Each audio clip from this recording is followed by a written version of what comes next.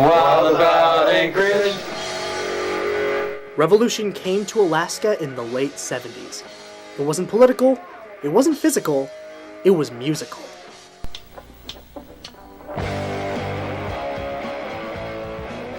I think punk is just something that sort of blooms like a mushroom out of nowhere. You know, there's this undercurrent, there's this underground of things, and then eventually a band will pop out with music. While bands like the Dead Kennedys and Black Flag were making a name for themselves in the lower 48, the city of Anchorage was developing a sound of its own. Knowing that we didn't have a whole heck of a lot going on in Anchorage, we decided to bring the scene to Anchorage. Welcome to Bomb Shelter Videos. I'm your host, Billboard. Frank Harlan, more commonly known by his stage name Billboard, helped lead the charge for a small group of punks looking to get their voices heard. His Warning fanzine and public access show Bomb Shelter Videos was the first exposure to alternative music for many Anchorage teens.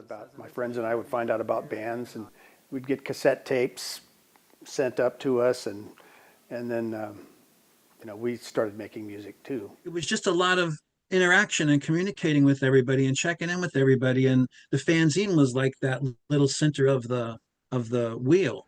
They were driven to do it. That's just was their culture of making a record. It was only a matter of time before the growing city had its own community of amateur musicians.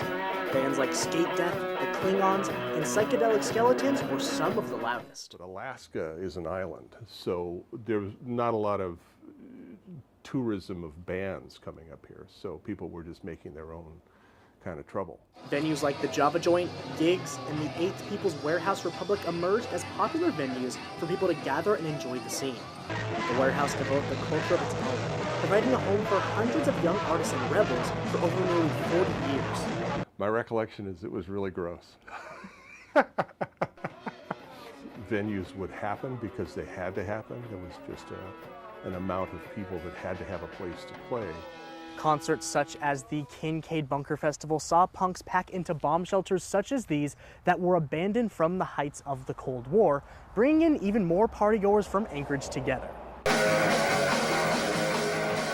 However, the scene began to die out just as quickly as it had begun. The loudest voices in the movement moved out of state, and it seemed impossible for venues to afford to stay open.